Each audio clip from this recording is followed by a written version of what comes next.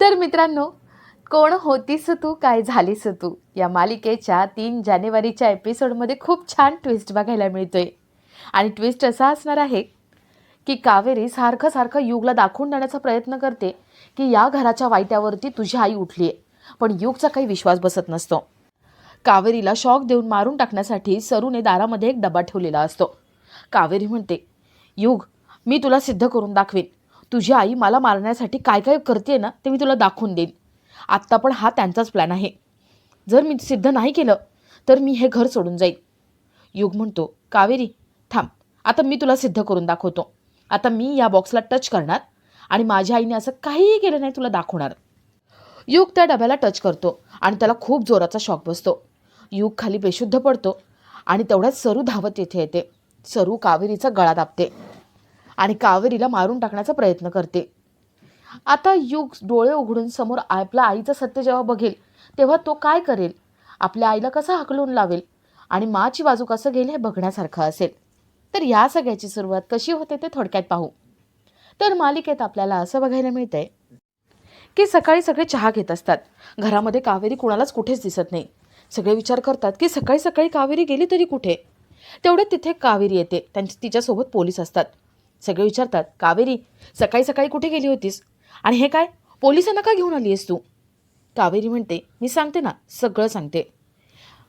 मी जेव्हा माझ्या घरून म्हणजेच कोकणातून इथे आले होते त्यावेळेस उदय भाऊजी, माझी मैत्रीण कावेरी आणि आम्ही तिघं गाडीमधून येत होतो. त्यावेळेस गाडीचा ॲक्सिडेंट झाला. तेव्हापासून माझ्या डोक्यात एकच प्रश्न होता, हा ॲक्सिडेंट कुणी घडवून आणला असेल. कुणाला या घरचा मोठा मुलगा या घरात आलेला नकोय. कोण या घराच्या आनंदावरती उठले, मी सारखा विचार करत होते. या ॲक्सिडेंटमध्ये चिकूची आई गेली, माझी मैत्रीण गेली, उदय भाऊजींची स्मृती काही दिवस गेली होती. ते घराबाहेर फिरत होते. मी त्यांना शोधून आणलं आणि त्यानंतर माझ्या मैत्रिणीचं काऊचं मी श्राद्ध घातलं. तेव्हा मनाला सारखा त्रास होत होता. त्याच वेळेला मी मनाशी एक गाठ बांधली. मी ठरवलं, ज्याने कोणी हा ॲक्सिडेंट घडवून आणलाय त्याला शोधून काढायचंच, त्याला सगळ्यांच्या समोर आणायचं. आणि या सगळ्यामध्ये मी मोहित जिजूंची मदत घेतली. ते माझ्यासोबत होते. आणि आज फायनली मला कळलंय की यामागे कोण आहे. कोकणातून निघताना कोणीतरी आमच्या गाडीचे ब्रेक फेल केले होते आणि ज्याने कोणी हे केलं होतं तो माणूस सापडलाय. सगळ्यांना एकदम धक्का बसतो. सगळे विचारतात, तो माणूस कोण आहे.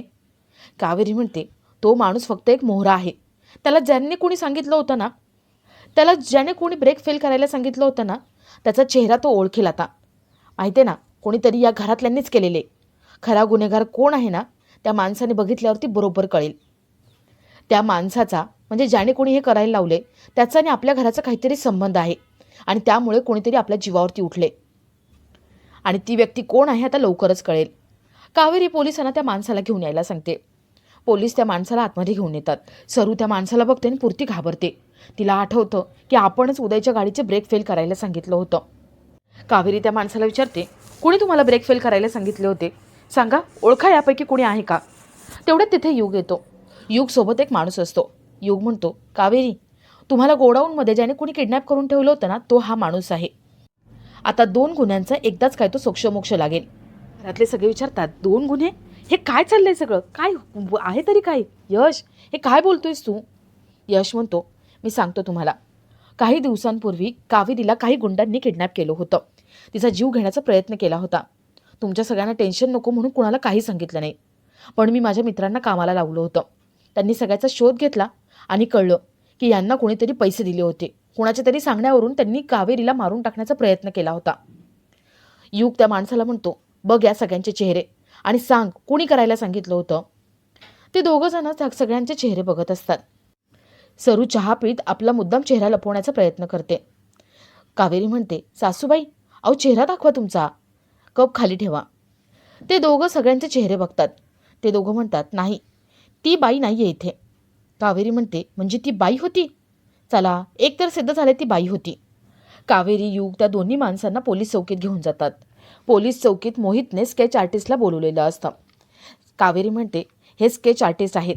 तुम्ही यांना सांगा तुम्हाला कोणत्या बाईने पैसे दिले होते. नीट चेहरा सांगा आणि मग हे स्केच काढतील. कावेरी तिथेच थांबत असते. मोहित म्हणतो, कावेरी, इथे थांबू नको, कायद्यात नाही बसत. तू जा घरी, स्केच झालं की मी तुला सांगतो. कावेरी, युग तिथून निघून जातात आणि स्केच आर्टिस्ट ते माणसं सांगतील त्याप्रमाणे चित्र काढतात. ते स्केच असतं युगच्या आईचंच, पण ती जेव्हा म्हातारीचं सोंग घ्यायची तेव्हाचं ते रूप असतं. तर थोड्या वेळाने सगळे घरी असतात आणि सगळे टेन्शनमध्ये असतात, स्केचची वाट बघत असतात. तेवढ्यात कावेरीचा फोन वाजतो आणि मोहितने स्केच पाठवलेलं असतं. कावेरी ते बघते. कावेरी म्हणते, ही तर अनोळखी बाई आहे. युग बघतो. युग म्हणतो, नाही, ही तर ओळखीची नाही आहे. कावेरी घरातल्या सगळ्यांना दाखवते, पण ती बाई कोणाच्याच ओळखीची नसते. कावेरी मनात म्हणते, मला वाटलं होतं युगची आई असेल, पण ही भलतीच बाई आहे, असं कसं होऊ शकतं. सरू मनात म्हणते, कावेरी, अगं तू किती काही केलंस ना तरी एक पाऊल मी तुझ्या पुढेच आहे. कावेरी त्या स्केचचा आणि युगच्या आईचा खूप विचार करत असते. ती रात्री रूममध्ये झोपायला जाते, पण तिला काही झोप लागत नाही. कावेरी रात्री मोहितला फोन लावते. ती मोहितला म्हणते, जीजू, काहीतरी गडबड आहे हो. मला एक सांगा, तुम्ही जेव्हा स्केच काढत होते ते लोक तेव्हा थांबला होतात का? मोहित म्हणतो, नाही, मी नव्हतं थांबलो. मला एक महत्त्वाचं काम होतं म्हणून जावं लागलं. पण मी स्वतः चेक केलं. तुला पाठवलं तेच स्केच आहे. कावेरी म्हणते, नाही नाही, मग काहीतरी गडबड नक्कीच आहे. तुम्ही एक काम करा ना, CCTV फुटेज मला पाठवा. मोहित ठीक आहे म्हणतो आणि कावेरीला CCTV फुटेज पाठवतो. कावेरी ते CCTV फुटेज बघते आणि त्यामध्ये पोलीस चौकीमध्ये कुणी नसताना एक बाई म्हणजेच युगची आई तोंड लपवून आतमध्ये येते आणि ती स्केच बदलते. कावेरी युगला उठवते. कावेरी म्हणते, युग, हे बघ, हे CCTV फुटेज आहे पोलीस चौकीतलं. ही बाई बघ, अरे तुझ्या आईसारखीच उंची आणि ठेवण आहे त्यांची, म्हणजे तुझी आईच गेली होती आणि त्यांनी स्केच बदललं. युग म्हणतो, ए कावेरी, डोकं फिरलं का तुझं? माझी आई? अगं चेहरा तरी दिसतोय का त्याच्यामध्ये, आणि माझ्या आईच्यावरती डाऊट घेतेस तू? कावेरी म्हणते, तसं नाही आहे रे, मी बोलते ते ऐक तरी. युग म्हणतो, नाही गं कावेरी, मला वाटलं होतं तू बदलली आहेस, पण नाही, सगळी नाटकं होती ना बदलण्याची, माफी मागण्याची. मला वाटलं होतं आमच्यावरती अन्याय झाला आहे म्हणून तू आमच्याशी चांगलं वागतीये. मी तुझ्याशी मैत्री केली होती, पण आता नाही. कावेरी, या युगची मैत्री बघितली आहेस, आता मैत्री विसरायची, आता दुश्मनी बघायची. यापुढे मला तुझं तोंडसुद्धा बघायचं नाही आहे. युग रूममधून निघून जातो. सरू हे सगळं बाहेरून बघते. सरू मनात म्हणते, कावेरी, मागच्या वेळेस चूक केली गं मी माणसांच्या भरोश्यावरती राहिले, पण आता नाही, आता तुला मी माझ्या हातूनच संपवणार. तर दुसऱ्या दिवशी घरातले सगळे बाहेर गेलेले असतात, घरात कोणीच नसतं. कावेरीला वाटतं की हीच वेळ आहे, सरूची रूम चेक करावी, काही पुरावे मिळतात का बघावं. कावेरी सरूच्या रूममध्ये जाते आणि सरूच्या सामानाची शोधाशोध करते. सरू इथे मनात म्हणते, कावेरी, तू माझ्या रूममध्ये शोधाशोध करतेस ना, याची शिक्षा मी तुला देणार आणि पश्चाताप करण्याची वेळसुद्धा येणार नाही, तू जिवंतच राहणार नाही. बघ आता मी काय करते. सरू एक डबा घेऊन येते आणि तो डबा दरवाजात ठेवते. सरूला वाटतं की कावेरी इथे येणार, डबा उचलणार, तिला शॉक लागणार आणि ती मरणार.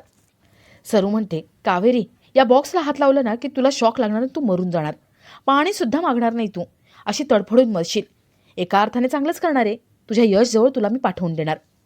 सरू दारावरची बेल वाजवते आणि तिथून पळून जाते. कावेरी तिथे येते. त्या डब्यावरती लिहिलेलं असतं की कावेरीसाठी. कावेरी डबा उचलणार तेवढा तिथे युग येतो. युग म्हणतो, तू आहेस ना, मी जातो. कावेरी युगला थांबवते. कावेरी म्हणते, युग, ऐकून तरी घे ना. युग म्हणतो, मला काहीच ऐकायचं नाही, काहीच बोलायचं नाही तुझ्याशी.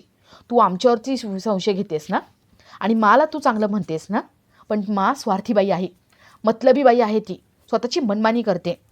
कावेरी युग यांच्यामध्ये खूप भांडणं होत असतात आणि आपला आजचा हा भाग इथेच संपतो.